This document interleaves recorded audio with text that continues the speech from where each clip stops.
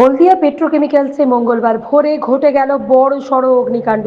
প্রাথমিক সূত্রে জানা গিয়েছে, সংস্থার একটি ন্যাপথা গ্যাস পাইপলাইনে আচমকা বিস্ফোরণের পর মুহূর্তের মধ্যেই আগুন ছড়িয়ে পড়ে। ঘটনাটি ঘটে এলসি গেট নাম্বার 56-র উত্তর দিকে শিল্পপ্রবেশ রেল স্টেশনের পাশেই। বিস্ফোরণের জেরে প্রায় 50 মিটার দূরে থাকা এইচপিএল গ্যাসের পাইপলাইনে আগুন ধরে যায় এবং তা দ্রুত ভয়াবহ আকার ধারণ করে। অগ্নিকাণ্ডের তীব্রতায় শিল্পপ্রবেশ স্টেশন সংলগ্ন রেলের ওভারহেড বিদ্যুৎ লাইন, ট্রান্সফরমার এবং রেল লাইনের একটি অংশ ক্ষতিগ্রস্ত হয়েছে। আগুন নিয়ন্ত্রণে আনতে ঘটনাস্থলে পৌঁছেছে দমকলের একাধিক ইঞ্জিন। যুদ্ধকালীন তৎপরতায় আগুন নেভানোর কাজ চললেও এখনও পরিস্থিতি পুরোপুরি নিয়ন্ত্রণে আসেনি। দুর্ঘটনায় অন্তত 3 জন স্থানীয় বাসিন্দা আহত হয়েছেন। তাদের উদ্ধার করে তমলুক মেডিকেল কলেজ ও হাসপাতালে ভর্তি করা হয়েছে।